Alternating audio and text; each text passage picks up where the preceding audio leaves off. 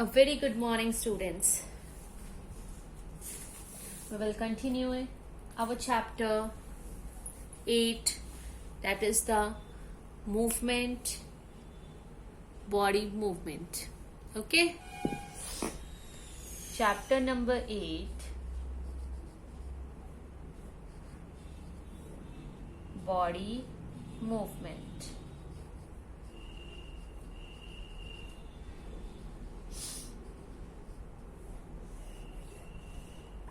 Yesterday we have done movement, body movement in some of the animals like earthworm,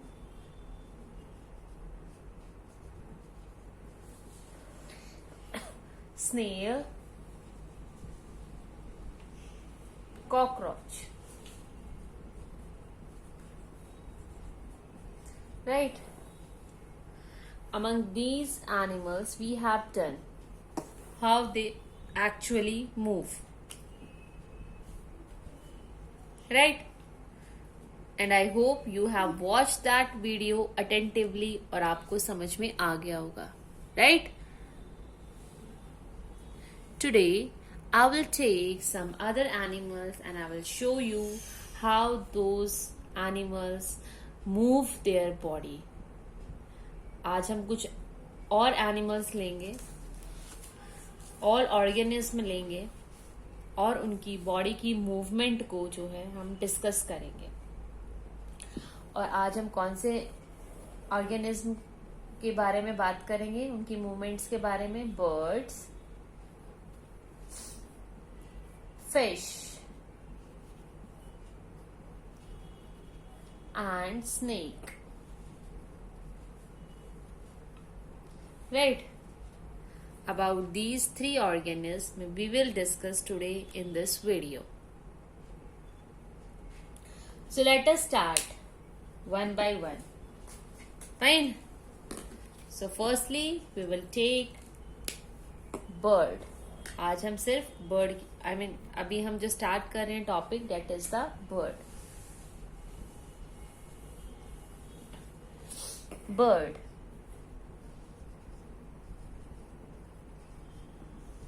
अच्छा, bird बताओ क्या करती है, कैसी मूवमेंट करती है बेटे? सोचो, आपको तो पता ही होगा, इसमें सोचने की भी जरूरत नहीं है। बर्ड्स की बॉडी कैसी कैसी मूवमेंट करती है?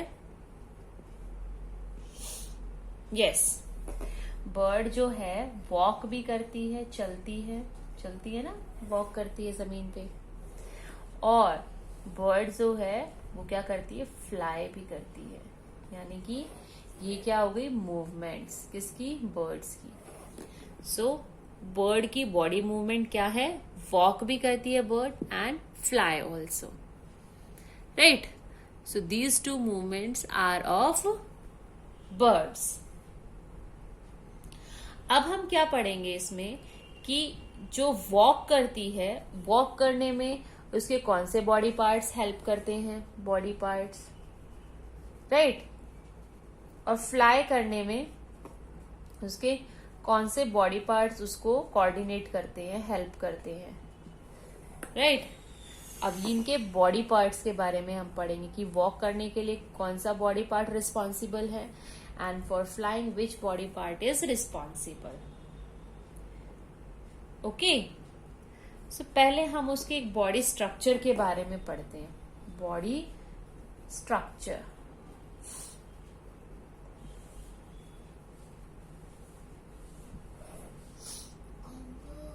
ओके, हम उसके बॉडी स्ट्रक्चर के बारे में पढ़ते हैं कि उसकी बॉडी होती कैसे है। उसकी बॉडी होती है बेटा किसकी बॉडी? बर्ड की। Streamlined body, streamlined body, just remember this word, इसको आप याद रखेंगे। स्ट्रीमलाइन्ड बॉडी का कैसी शेप होती है? ये उसकी शेप जो होती है वो स्ट्रीमलाइन्ड होती है, मतलब एक बॉटल की तरह, आगे से मतलब ऐसे पतली, लाइक दिस, इसको बोलते हैं स्ट्रीमलाइन्ड बॉडी। जैसे फिश की भी स्ट्रीमलाइन्ड बॉडी होती है, ऐसे ही इसकी बॉडी क्या होती है? स्ट्रीमलाइन्ड बॉडी। ठीक है, और इसके पास क्या एक्स्ट्रा फीचर्स हैं और इसकी बॉडी का स्ट्रक्चर कैसा है, क्या है। इसके पास भी बोन्स होती हैं। ठीक है, हमारे पास भी बोन्स हैं, इसके पास भी बोन्स हैं, और हम बात कर सकते हैं इसके पास भी क्या होता है, स्केलेटन। ठीक है, लेकिन इसके स्केलेटन में और हम ह्यूमन बीइंग्स के स्केलेटन में क्या डिफरेंस है, क्योंकि हम ह्यूमन बीइंग्स हैं, हम तो लाइक उड़ नहीं सकते, है ना। तो ऐसे इसकी स्केलेटन में क्या एक्स्ट्रा क्वालिटीज हैं जो कि हमारे पास नहीं है। सो देखते हैं इसकी बोन्स की स्केलेटन इसका कैसा है। इसकी होती है बेटा होलो बोन्स, होलो बोन्स। और होलो बोन्स होने की वजह से इसका जो वेट हो जाता है, बर्ड का वेट जो होता है वो लाइट हो जाता है, हल्का हो जाता है, लाइट वेट।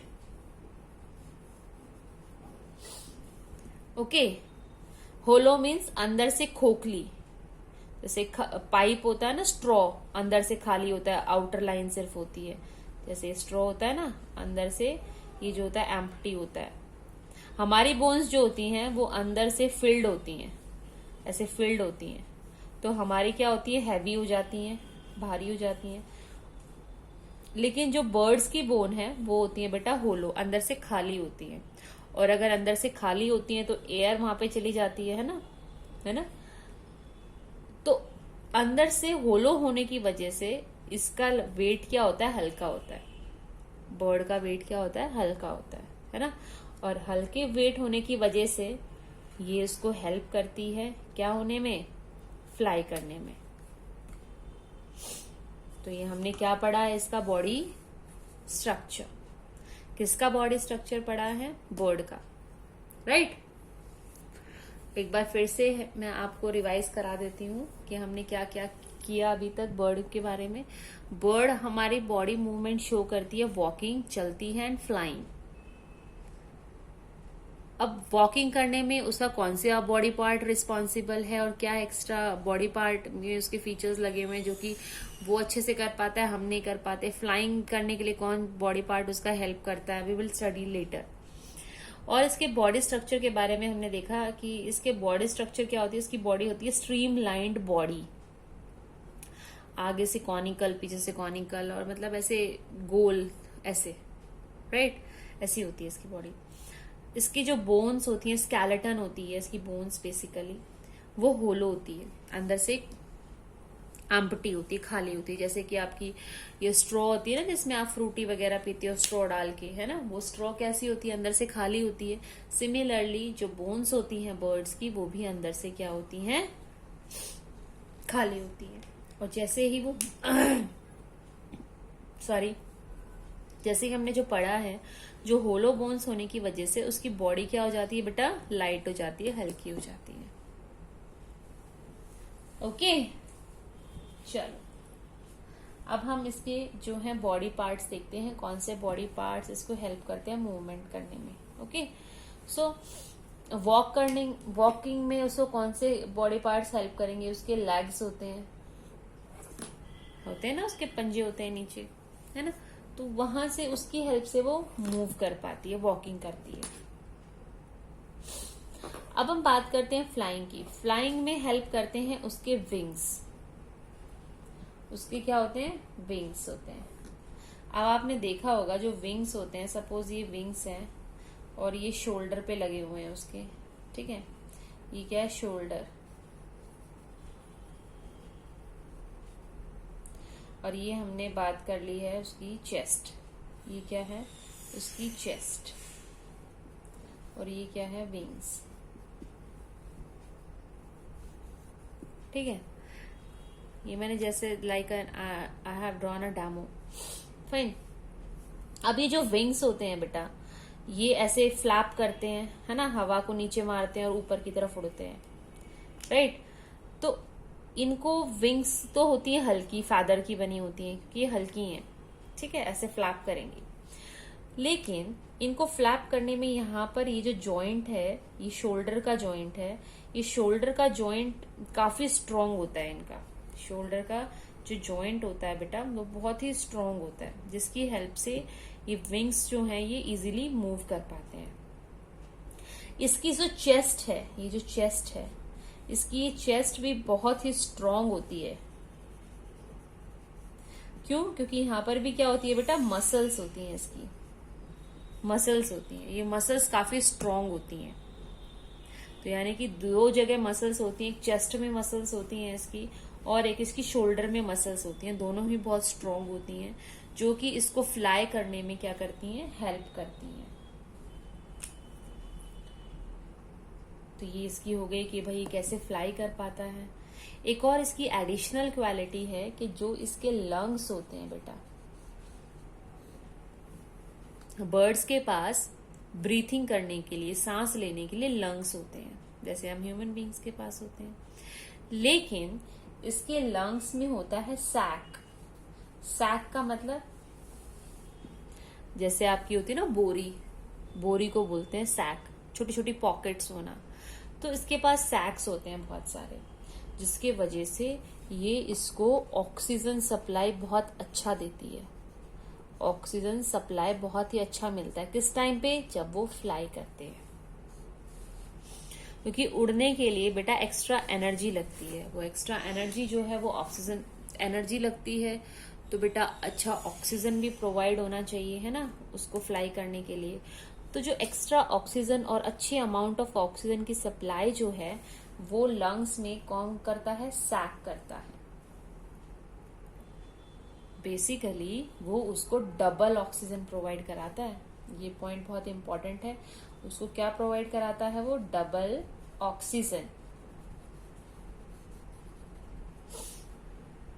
इसी डबल ऑक्सीजन की वजह से वो इजीली जो है फ्लाई कर पाता है। ओके, तो देखो हमने बर्ड्स के बारे में कितना अच्छे से पढ़ लिया यहाँ पर, राइट। बर्ड क्या करता है? वॉक कर सकता है, फ्लाई कर सकता है। वॉक करने के लिए legs will help them, and for flying purpose उसके पास होती है विंग्स। उन विंग्स को वो ऐसे ऐसे फ्लैप करता है, जिसकी वजह से एयर नीचे जाती है और प्रेशर ऊपर की तरफ आता है और वो ऊपर की तरफ उड़ने लग जाता है। ठीक है, ओके। जब विंग्स को वो ऐसे से फ्लैप करता है तो जो विंग्स का जॉइंट होता है, जहां पर विंग्स उसके बॉडी से ज्वाइन होती है, उस जॉइंट की जो मसल्स हैं वो बहुत ही स्ट्रांग होती हैं। क्यों? क्योंकि उसे बार बार फ्लैप करना पड़ता है, तो वहां की स्ट्रांग तो बहुत उनकी मसल्स जो है बहुत स्ट्रांग होनी चाहिए, तभी तो वो बार बार फ्लैप कर पाएगा, राइट। उसकी चेस्ट बोन भी काफी क्या होती है? स्ट्रांग होती हैं, जो उसकी बॉडी को स्ट्रांग बनाती हैं। ठीक है, उसकी शोल्डर बोन्स भी काफी क्या होती है? स्ट्रांग होती हैं। ओके, नाउ उसके पास लंग्स होते हैं, जहां से वो ब्रीथिंग प्रोसेस करते हैं, सांस लेना और छोड़ना, इनहेल एंड एक्सहेल प्रोसेस जो है वो लंग्स से करते हैं। जब बर्ड्स फ्लाई करती है तो उसको ऑक्सीजन का सप्लाई बहुत ही ज्यादा चाहिए होता है। तो ऑक्सीजन का सप्लाई ज्यादा करने के लिए लंग्स के पास होते हैं सैक्स, जिसके अंदर वो ऑक्सीजन को जो है स्टोर कर लेते हैं, और you can say large amount of oxygen जो है वो सप्लाई करते हैं, ताकि जो बर्ड्स हैं वो इजीली जो है फ्लाई कर सके। सो अब हमने क्या पढ़ा है? बॉडी मूवमेंट किसकी? बर्ड की। कि बर्ड के अंदर how the bird actually moves, right बेटा। आई होप आपको ये सब पार्ट जो है, जो भी मैंने समझाया about the bird, it is clear to you. जब आप उसको बुक से पढ़ोगे then it will be more clear to you, and if you face any of the doubt in any of the line of this topic, you can ask me in Zoom class. Fine? Okay. Let me rub it so that हम अब अपना next जो है organism को ले पाए और उसकी movement को पढ़ेंगे। Interesting है ना? Movements को पढ़ना कि वो कैसे move करते, देखा तो है हमने, बट हमें साइंटिफिकली नहीं पता कि कहाँ से उसको वो एक्स्ट्रा चीज मिल रही है, कैसे वो कर पा रहा है, हमसे कैसे अलग है ना। तो यही इस चैप्टर को जो है इंटरेस्टिंग बनाता है। ठीक है, अब हम नेक्स्ट पार्ट लेते हैं, that is the fish. Fish तो सभी ने देखी होगी, नर्सरी क्लास से हम राइम पढ़ते आ रहे हैं फिश की, है ना, राइट। टीवी में भी देखी होगी, लाइव भी देखी होगी किसी ने। तो फिश क्या करती है? फिश भी बॉडी को मूव करती है, फिश भी बॉडी मूवमेंट दिखाती है, एक जगह से दूसरी जगह पर जाती है ना, फिश मूव करती है ना। तो यानी कि फिश भी क्या करती है? बॉडी मूवमेंट करती है। कैसे? क्या वो वॉक करती है?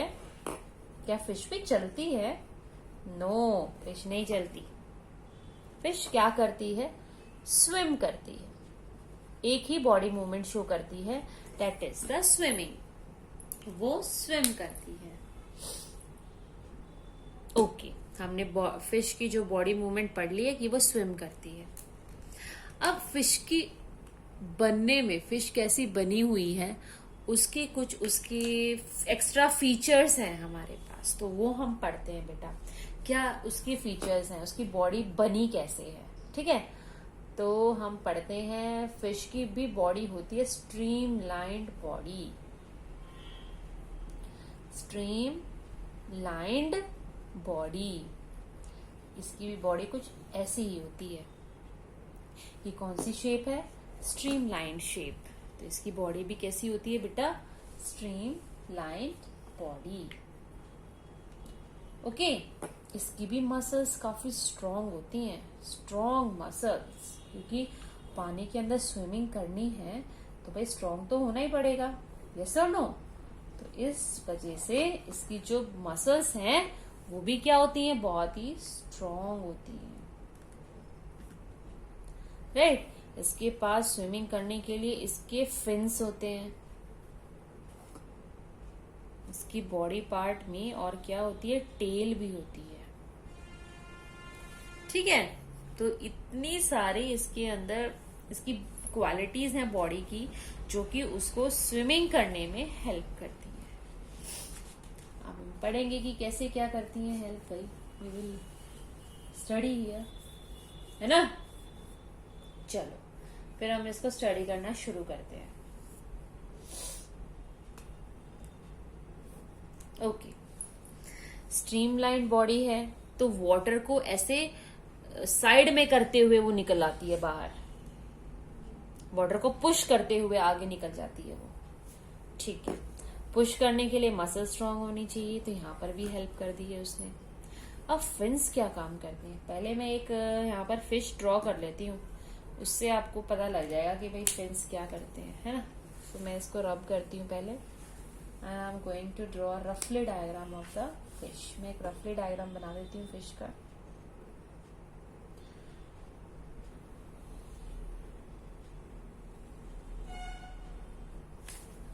अरे तो बड़ी अजीब सी फिश बन गई, ऐसे, है ना। अब लग रही है ना फिश, ओके। ये हुई इसकी आईज, और ये हुई इसकी फिन्स। बस सिंपल, ये तो बहुत इजी है बनाना, है ना बेटा। चलो, ये होती है फिन्स। आपको नजर आ रहा है कैसे स्ट्रीमलाइंड बॉडी है इसकी, है ना, जैसे मैंने बताया था, है ना। ये होते हैं इसके फिन्स बेटा, ये भी और ये दो फिन्स होते हैं इसके पास, और ये होती है इसकी टेल, ठीक है। अब करें, ओके। जो फिन्स अब कैसे हेल्प करते हैं इसको स्विमिंग करने में? फिन्स जो हैं इसकी बॉडी को बैलेंस करके रखते हैं। जैसे आप किसी पतले से एरिया से चलते हो तो आपके हाथ आपको बैलेंस करते हैं ना, सिमिलरली इसकी बॉडी को पानी के अंदर बैलेंस करने में हेल्प करते हैं कौन? फिन्स। तो बैलेंसिंग में हेल्प करते हैं, ठीक है।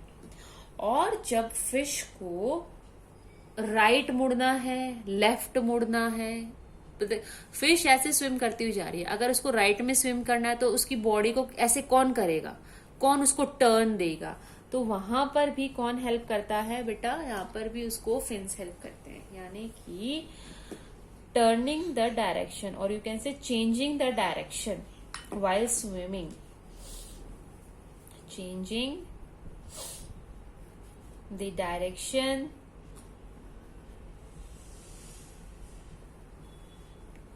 while स्विमिंग, स्विम करते हुए उसकी डायरेक्शन को चेंज करने में कौन हेल्प करते हैं? फिन्स हेल्प करती है। ठीक है, डन। तो बहुत इजी था भाई, राइट। अब हम इसकी टेल के बारे में पढ़ते हैं कि टेल क्या हेल्प करती है इसको। जो टेल है वो भी इसको स्विम डायरेक्शन को चेंज करने में हेल्प करती है। कैसे? जैसे राइट मुड़ना है, लेफ्ट मुड़ना है, तो उसकी डायरेक्शन को चेंज करने में हेल्प करती है। और स्विमिंग करने के लिए पानी को पुश करके आगे निकलना, पानी को धक्का मार के आगे निकलना, तो वाटर को भी पुश करती है। वाटर को भी क्या करती है? ये पुश करती है। ऐसे ऐसे हिलती है, ऐसे हिलती है। ऐसे हिलने की वजह से डायरेक्शन भी चेंज करती है। जो फिश होती है उसकी जो टेल है वो ऐसे ऐसे हिलती है, राइट। या तो उसको डायरेक्शन को भी चेंज कर रही है, और इस साइड हिलने की वजह से पानी को भी पुश कर रही है। जैसे ही पानी को पुश कर रही है तो वाटर इसको भी पुश कर रहा है। इसने पानी को ऐसे पुश किया तो वाटर ने भी इसको आगे की तरफ पुश कर दिया, जिसकी वजह से इसको ये स्विमिंग में भी हेल्प करती है, राइट। तो बेसिकली जो फिश है उसकी बॉडी मूवमेंट में कौन उसको हेल्प कर रहा है? Fins and tail. फिन्स और टेल उसका बहुत ही अच्छा जो है हेल्प करती हैं, ताकि वो इजीली जो है वाटर के अंदर स्विम कर सके, है ना बेटा? राइट और नॉट? ओके। इसीलिए अब आपने देखा होगा जब इंसान जाते हैं, ह्यूमन बीइंग्स समुद्र के अंदर जाते हैं डीप डाइविंग करने के लिए समुद्र के नीचे, तो वो पैरों में देखते हो कितने ऐसे ऐसे लंबे लंबे ये पहन के जाते हैं, ऐसे लंबे लंबे फ्लैपर्स। तो वो क्यों पहन रहे हैं इसको? वो इनका फिन की तरह वर्क करेंगे, इसको स्विमिंग में ऐसे ऐसे करके उसको स्विमिंग में करने में हेल्प करेंगे। इसीलिए जो डाइवर्स होते हैं बेटा वो ऐसे कुछ पैर में पहनते हैं शूज, जिसकी वजह से वो इजीली जो है स्विम कर पाते हैं और यू कैन से डाइव कर पाते हैं। What is the difference between swimming and diving? Diving होती है बेटा समुद्र के नीचे जाना, डेप्थ में जाना, that is known as the diving. Okay.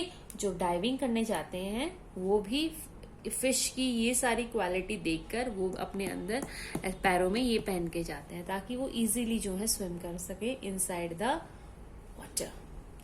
Swimming का मतलब होता है पानी की सरफेस पर तैरना, पानी की सरफेस के ऊपर तैरना, that is known as the swimming. और जब इंसान वाटर की डेप्थ में चला जाता है, यानी कि बिल्कुल ओशियन के नीचे चला जाता है, तो उसको बोलते हैं बेटा डाइविंग।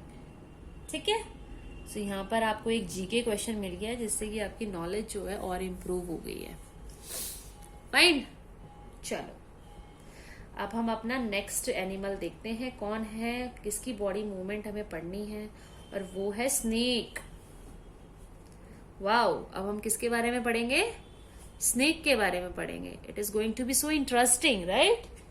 उससे पहले लेट मी रब इट। इसको मैं एक बार रब कर देती हूँ। चलो, आई हैव रब इट।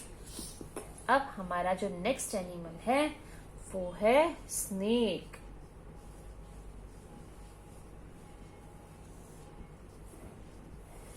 है ना? आई नो इससे बहुत डर लगता है, बट स्टिल हम इसके बारे में पढ़ते हैं कि ये मूव कैसे करता है, इसकी बॉडी मूव कैसे करती है। ना तो ये वॉक करता है, ना ही ये फ्लाई करता है, ना तो ये चलता है और ना ही ये फ्लाई करता है, उड़ता है। तो ये करता क्या है? अपनी बॉडी को मूव कैसे करता है? मूवमेंट तो शो करता है। यस, मूवमेंट तो ये शो करता है। कौन सी इसकी मूवमेंट का नाम क्या है? What is the name of its movement? Walking भी नहीं है, स्विमिंग आई मीन फ्लाइंग भी नहीं है, स्विमिंग भी नहीं है। लेकिन कुछ स्नेक्स जो हैं वो वाटर स्नेक्स भी होते हैं, वो वहां पर भी जो है मूव करते हैं inside the water also. Okay, now snake करता कैसे? स्नेक की मूवमेंट को हम बोलेंगे क्या? यस, ये भी मूव करता है। स्नेक भी क्या करता है? मूव करता है। लेकिन इसकी बॉडी मूवमेंट को हम बोलेंगे क्या? हम बोलेंगे इसको क्रॉलिंग। क्या? क्रॉलिंग। क्रॉलिंग का मतलब क्या होता है? रेंगना। ये क्या करता है? रेंगता है, यानी कि अपनी बॉडी को चिपका कर चलता है। किससे? पूरी कंप्लीट बॉडी को चिपका कर, ये फ्लोर से, जमीन से चिपका कर तब चलता है। तो इसको बोलते हैं क्रॉलिंग। क्या बोलते हैं बेटा? क्रॉलिंग। ठीक है, चलो अब मैं इसकी मूवमेंट को कुछ शो करती हूँ। क्या ऐसे ऐसे चलता है स्नेक? है ना, ऐसे ही तो चलता है। ये मैं इसका फेस बना देती हूँ और ये हो गया स्नेक। ओके, ये हो गई आइस। ठीक है, ये हो गया स्नेक। अब ये है हमारा स्नेक। ये ऐसे ऐसे मूव करता है, तो इसको हम क्या बोलते हैं? क्रॉलिंग। और ये जो बीच में ये जो ऐसे होता है ना, ये जो कर्व आ रहा है यहाँ पर, ये जो गोलाई आ रही है साइड में, कर्व आ रहा है, इसको बोलते हैं बेटा लूप। क्या बोलते हैं इसको? Loop. In English we call it as a loop. एक ये लूप हो गया, एक ये भी लूप है। This one is also a loop, है ना। सो ये क्या है? लूप्स है। सो इन लूप्स की हेल्प से ये क्या करता है? क्रॉल करता है, मूव करता है। ठीक है, ओके। अब जो इसकी बॉडी के अंदर सबसे स्ट्रॉन्गेस्ट और सबसे अलग पार्ट है, दैट इज द, उसको फ्लेक्सिबल भी है ना, ये अपनी बॉडी को ऐसे ऐसे मोड़ देता है, तो फ्लेक्सिबिलिटी भी है इसके अंदर, है ना, फ्लेक्सिबिलिटी। तो इसके अंदर होती है बेटा इसकी बैकबोन। जैसे अगर मैंने ऐसे ड्रॉ किया है इसको, तो इसके साथ ही होती है बेटा ये बैकबोन। ये है इसकी बैकबोन। हमारी बैकबोन देखो इतनी तो नहीं मुड़ती है ना बेटा, लेकिन इसकी बैकबोन देखो कितनी कितनी बार अपने आप को, कितनी फ्लेक्सिबल है, कैसे ऐसे ऐसे मुड़ती रहती है ना। तो इसकी बैकबोन ही इस फ्लेक्सिबल बैकबोन होती है इसकी, और यही इसको हेल्प करती है मूव करने में। अब और बैकबोन के ऊपर क्या लगे होते हैं बेटा? इसके मसल्स होते हैं इसके पास। क्या होते हैं? मसल्स। ये भी मसल्स क्या करती हैं? काफी स्ट्रॉन्ग मसल्स होती है बेटा ये। ठीक है, सो बैकबोन से कनेक्ट होती हैं क्या? मसल्स और रिब्स। ये दोनों चीजें कनेक्टेड होती है बैकबोन से, और यही इसकी बॉडी की मूवमेंट में हेल्प करती है। ठीक है, अब ये जो इसने लूप बनाए हैं, ये लूप क्यों बनाए हैं? जितने ज्यादा ये लूप बनाएगा ना बेटा, उतनी फास्ट ये मूव करेगा। यानी कि लूप उसकी बॉडी को फास्ट कर देता है मूव करने में। तो लूप क्या करेगा? उसकी बॉडी को पुश करता है, धक्का मारता है आगे की तरफ, ताकि वो मूव कर सके। तो ये लूप्स क्या हेल्प करते हैं उसको? उसकी बॉडी को पुश करते हैं। क्या करते हैं? पुश। जिसकी वजह से वो क्या कर पाता है? मूव कर लेता है बहुत इजीली।